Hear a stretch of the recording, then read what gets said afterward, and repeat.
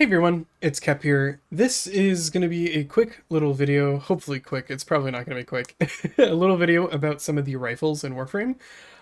This particular subset of primary in Warframe is weirdly common, and there's probably about four of them, which is the rifles that are sort of slow firing that have a secondary fire that has a large AoE effect. So the rifles I'm going to be covering specifically in this video are going to be the Aeolak, the Tenet Tetra, the Quellor, and the Stahlta.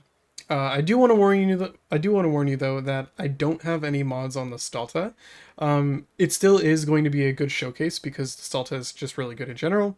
The only reason I don't actually have any mods or forma on the Stahlta is because I was unable to get the Unreal Tournament skin, and I'm very upset about that. So I will patiently wait until that skin comes back, which Reb did confirm that it should be coming back, which is really nice. But yeah, I'm going to patiently wait until that happens, and until then, I won't be building it up. But yeah, I'm going to spawn a couple of enemies, and we're just going to go from there. So I do have Arcane Avenger on my Caliban, so really quickly I'm just going to take that off. This way we can get a nice fair comparison. I don't need to worry too much about it. I will gloss over the Caliban build and why Caliban is a really good weapons platform in general, and why in particular Caliban is just very good for rifles like this. But yeah, so basically, if we start shooting this target, we're going to be doing nothing, right? We have no form of damage multiplication, damage vulnerability, or any kind of armor stripping or anything like that. However, when you start stacking things up and when you start adding different multipliers, the latent power of these weapons start to shine a ton and a ton. So if you are a new-ish player and you don't understand, things like priming and stuff like that, these rifles might seem really, really underwhelming, but specifically priming is going to be very effective on them because most of these rifles have multiplicative gun CO. I'm not going to explain what that is. Obviously, you can just search it up. If you don't understand what I mean by multiplicative gun CO, please just search up Warframe multiplicative versus additive scaling, and you should be able to find a video that explains it way better than I ever would. And then come back, watch this, and you'll understand what I'm talking about. But basically, if you're too lazy to do that, the more status effects that we have on the target with one of the galvanized mods is going to increase the base damage of our weapon by a lot. And it's basically going to multiply the weapon's damage over and over again. So when we prime this enemy, not only are we stripping armor, but we're also giving a damage vulnerability. And as we gain the galvanized stacks on our weapon, as well as the arcane stacks, we are going to be doing more and more and more damage. So what used to be bullets that were doing 1,000 each are now doing 1,000,000 each with priming and such like that. As you can see over here, even without priming, now that our gun has had all of its things stacked up, it is going to be much, much more impressive.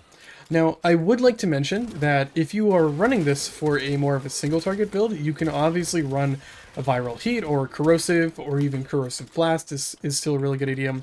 However, this is a specialized build that is meant for a weapons platform, and that is why I am running blast, because blast is a very interesting thing to have on a rifle. Essentially, normal AoE attacks, like the secondary fire from the Aeolak, is unable to benefit from multiplicative gun CO, or additive gun CO. It doesn't benefit whatsoever. The direct hit will benefit from that, but the AoE will not.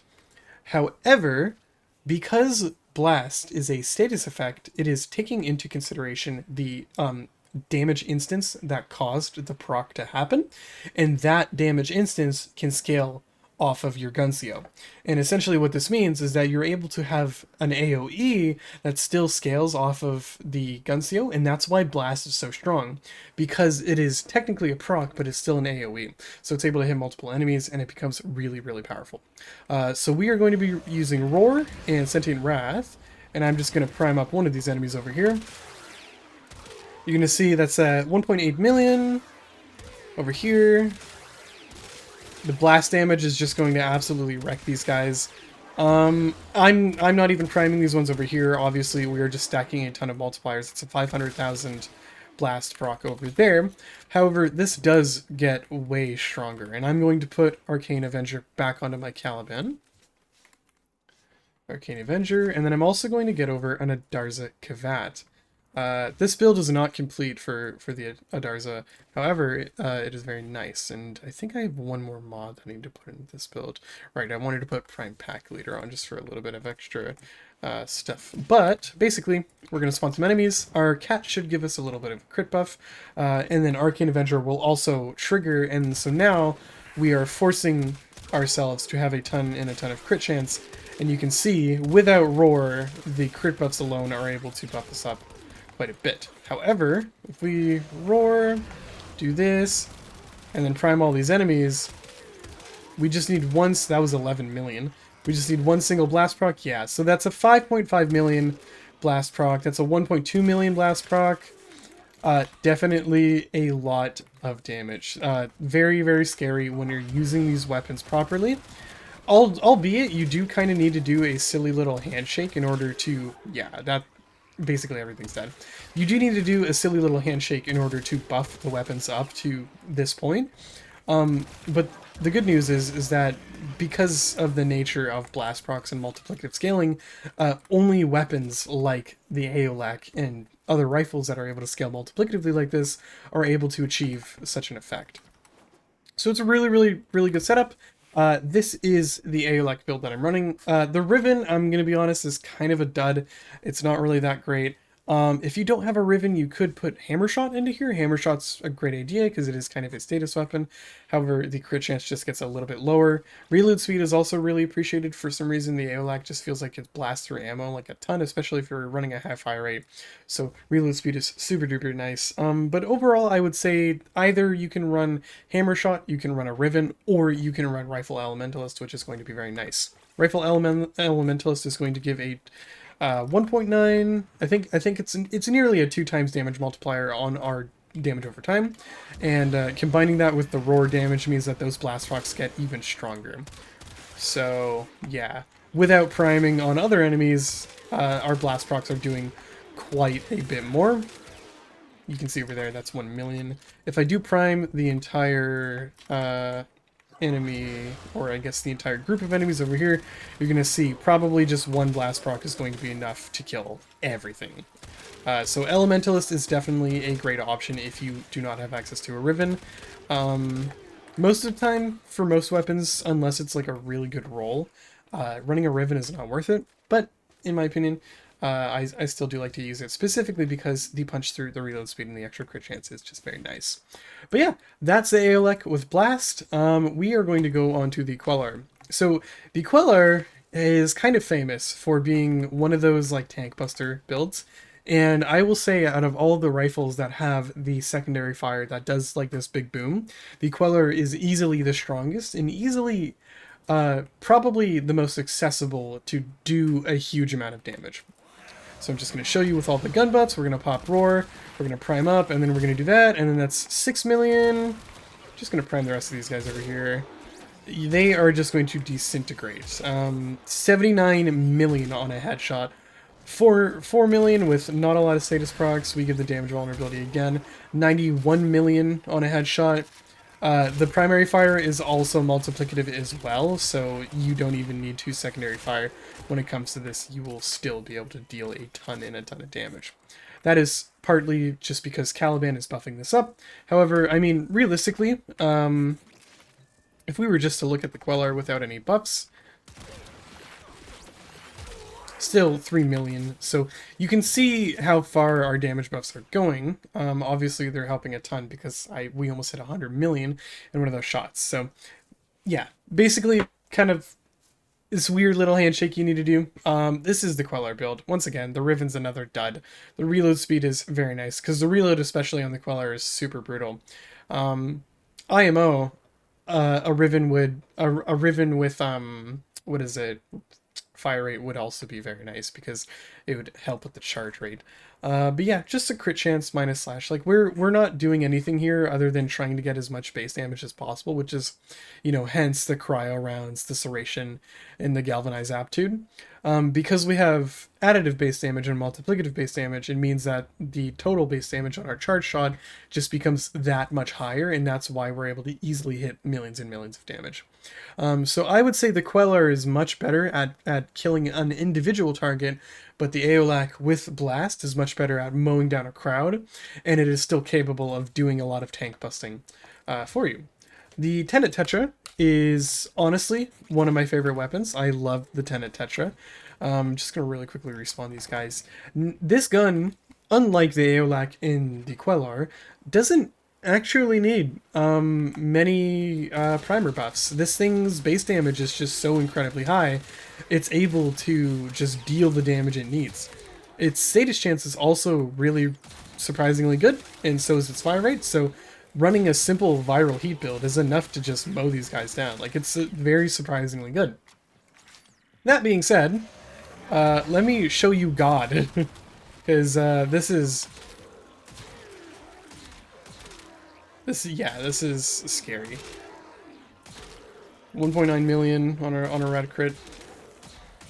Yeah, silly little build. The Tenet Tetra, unlike the Quellor and the Aeolak, is additive damage scaling. However, the base damage of the Tenet Tetra is so egregiously high that having any kind of priming on your target whatsoever is still going to be an incredibly effective endeavor when it comes to dealing a ton of damage. As you can see over here, we are absolutely going to shred them. That was a 1.8 million blast proc on the secondary fire. So Tenet Tetra, super strong option. I honestly love it. I love the way it sounds. I love the way it feels. I also got super duper lucky with a 54% valence bonus, so my Tenet Tetra specifically is going to be doing a lot of damage. Let me tell you as well, please start getting magnetic as your progenitor bonus. You will not regret it. Having magnetic on a weapon, especially to eat through things like overguard and the occasional shielded enemy, is so nice. And especially after the magnetic reworks, you're occasionally going to have access to a really strong electric proc. So magnetic, absolutely. Even though you might think, oh, that's so weird, why would I want that? It is super duper useful, and it also donates to another element, or another unique element, which donates to your galvanized aptitude on primary scaling. So super good. Over here though, it is just a viral heat build. You can run this with blasts, like I was before. I think what I could be able to do over here is I would just put Hellfire in this. This turns strictly into blast. I'll show you exactly what that looks like over here.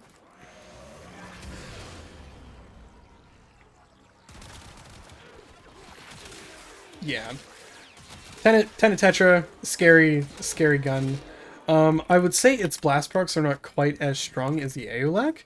That is specifically because it only has additive gun CO, but the base damage of the Tenet Tetra is just so high. Like, this is 2,230 base damage per shot on an automatic rifle is insane. So definitely you can run blast with this. However, I really like viral heat. I think it's much better for single target damage, and as you saw, it absolutely just chewed through these guys regardless of if they're primed or not.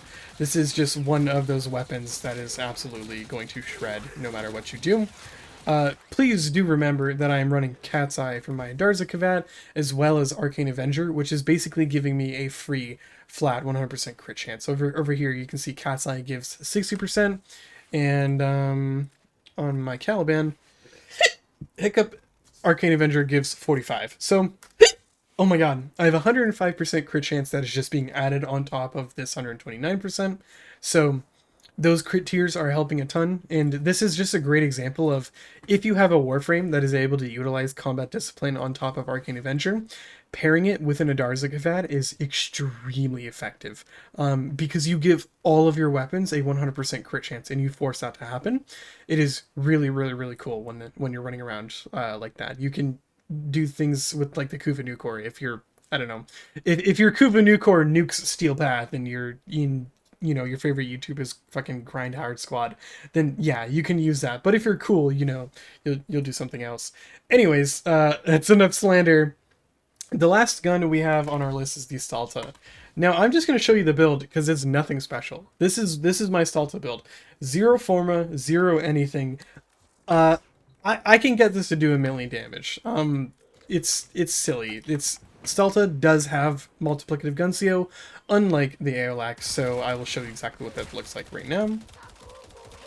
As you can see, a little bit slow, But we just need our multi-shot to start stacking up, as well as our status, or as well as the direct damage that we get from Galvanized Aptitude. But as this starts to stack up, we are going to start doing a lot of damage. As you can see, when we do have the priming on the target, not only do we get the benefit of armor stripping them, we also get the benefit of the viral stacks against, you know, health targets like this. So we're going to be doing a lot of damage. Take my word when I say that the Stahlta absolutely can go way higher than this. It can go way, way, way higher than this, but it just needs a proper mod setup. But even still, at this rate, as we are using our gun buffs and our Warframe buffs, even in, you know, this very sorry mod config, the Stahlta is still able to kill these super high levels of enemies. So yeah, I don't think there's any other rifles that I can cover that work quite like this pair, or I'm not this pair, but this group of rifles. Everything else is particularly a little bit different.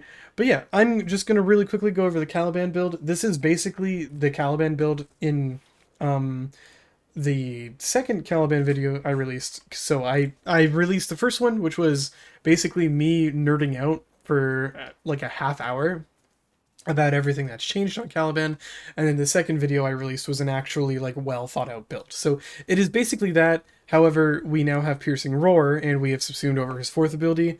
If you are curious as to why I subsumed over his fourth ability, it is specifically because Roar double dips on status damage, and I wanted to be able to utilize the Orthlists for status priming on top of the damage vulnerability we gain from Sentient Wrath. Armor nowadays is kind of a joke because of the armor changes in the Changed Shadows update.